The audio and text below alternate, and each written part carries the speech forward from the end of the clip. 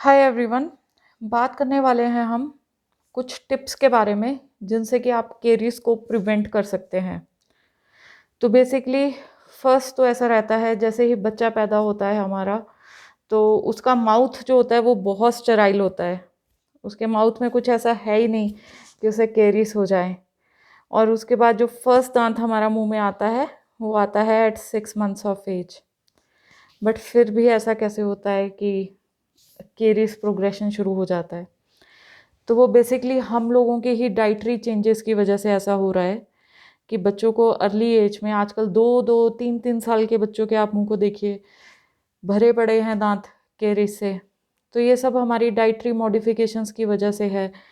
हम लोग toffees, chocolates और बहुत सारा स्टिकी फूड खाते हैं। तो बेसिकली ऐसा क्या किया जाए कि दांत हमारे स्वस्थ रहें? तो इसके लिए सबसे तो इम्पॉर्टेंट है कि आपको बच्चों में बचपन से ही आदत डालनी पड़ेगी स्वस्थ दांत अपने स्वस्थ दांतों के इम्पोर्टेंस के बारे में। तो उसके बाद हम आते हैं उनके डाइटरी चेंजेस के बारे में। अब बच्चा है तो भाई मीठा तो खाएगा, बट आप थोड़ा सा चेंजेस कर सकते हैं उसमें। आप अपना शक्कर यूज़ कर सकते हैं instead of white refined sugar, और आप ब्राउन ब्रेड को स्विच ओवर कर सकते हैं वाइट ब्रेड से। और प्लस आपको आदतें डालनी है अच्छी डाइट। डाइट में आपको फाइबर आपका इंक्रीज़ करना है बच्चों की डाइट में। आपको थोड़ा सा फ्रूट्स का इंटेक बढ़ाना है उसमें। अगर बच्चे को मीठा पसंद है तो रिप्लेस कीजिए उसे मीठे फ्रूट से, जैसे हो गया आपका मैंगो, हो गया चीकू, हो गया, ये सब चीज़ें दीजिए उसे। और उसके बाद आप उसमें वेजिटेबल्स आप बढ़ा सकते हैं।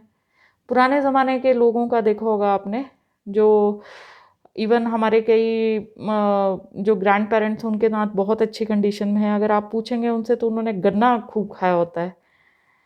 तो गन्ने के सीज़न में अगर आप, और हमारी जनरेशन के तो ये हाल है कि अगर हम एक गन्ना खा लें तो हमारे यहाँ पे दर्द हो जाता है, बेसिकली टेम्पोरोमैंडिबुलर जॉइंट में। हम उसको छिलके के साथ यूं करके तो खा ही नहीं सकते हैं। हमें उसकी वो छोटे छोटे स्लाइसेस बना के, क्या बोलते हैं उसे, शायद गिल्लियाँ बोलते हैं, क्यूब्स वगैरह कट करके हमें खाना पड़ता है। तो ये सब चीज़ें देखिए विद टाइम आ रहे हैं। तो विद टाइम हम लोगों की खुद ही डाइट ऐसी होती जा रही है कि हम खुद ही अपना नुकसान करते जा रहे हैं, हेल्दी चीज़ों को हम भूलते जा रहे हैं। तो वापस आते हैं, और क्या कर सकते हैं हम। आप डाइट ले सकते हैं जो कि vitamin A, C, D, calcium, phosphorus and fluoride में रिच हो। ये सब चीज़ें हमारे दांतों के लिए बहुत अच्छी हैं। थोड़ा सा फ्लोराइड तो हमारे इसमें भी एडेड रहता है, हमारे वाटर में। तो फ्लोरिडेशन ऑफ वाटर कहते हैं इसे। तो वहाँ से भी फ्लोराइड की जो हमें रिक्वायरमेंट होती है दांतों के लिए, वो पूरी हो जाती है।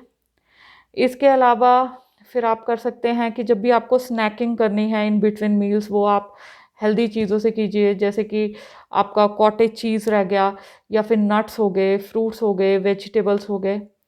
और बाकी ये भी है, आपको जो फाइब्रस फूड जब हम लेते हैं उसका ये रहता है कि उससे हमारा सलाइवा, जो हमारा सलाइवा की सिक्रीशन है, ये स्टिमुलेट हो जाती है।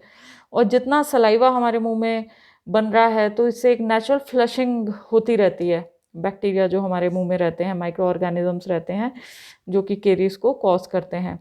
इसके अलावा आपको ओरल हाइजीन अपनी मेंटेन करनी है, ट्वाइस ब्रशिंग डेली। और जो ब्रशिंग करनी है आपको, वो हम, जैसा मैंने पहले भी हमेशा बोलती हूँ, कि ब्रशिंग आपकी एक तो रहेगी डिनर के बाद सोने से पहले। सेकंड रहेगा सुबह जब आप उठेंगे तो आपकी ओरल कैविटी पूरा साफ रहती है। अगर आप रात को ब्रश करके सो रहे हैं और उसके बाद कुछ नहीं खा रहे, तो मॉर्निंग आप उठोगे तो ओरल कैविटी आपकी बिल्कुल साफ है। तो आप मॉर्निंग में उठिए, कुल्ला कीजिए, उसके बाद अपना ब्रेकफास्ट वगैरह करने के बाद, उसके बाद आप ब्रश करने की आदत डालिए। तो इससे क्या होगा, फिर आपका मॉर्निंग के बाद ब्रश कर रहे हैं तो सेकंड मील जब आपकी लंच तक आपका माउथ फिर से साफ रहने वाला है, और केरीज का प्रोग्रेशन ऑब्वियसली कम होगा। इसके अलावा आप एक और चीज़ कर सकते हैं, जब भी आप कुछ भी खाते हैं हमेशा आप एक कुल्ला करने की आदत डाल लीजिए।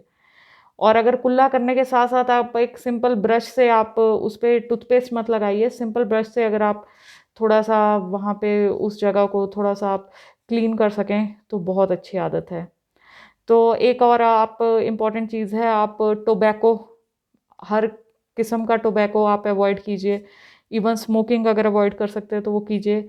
ये भी एक मेजर रीज़न है कि आपको केरीज वगैरह हो जाती हैं। और प्लस इसके साथ ही आप अपने डेंटिस्ट को विज़िट कीजिए एवरी 6 मंथ्स।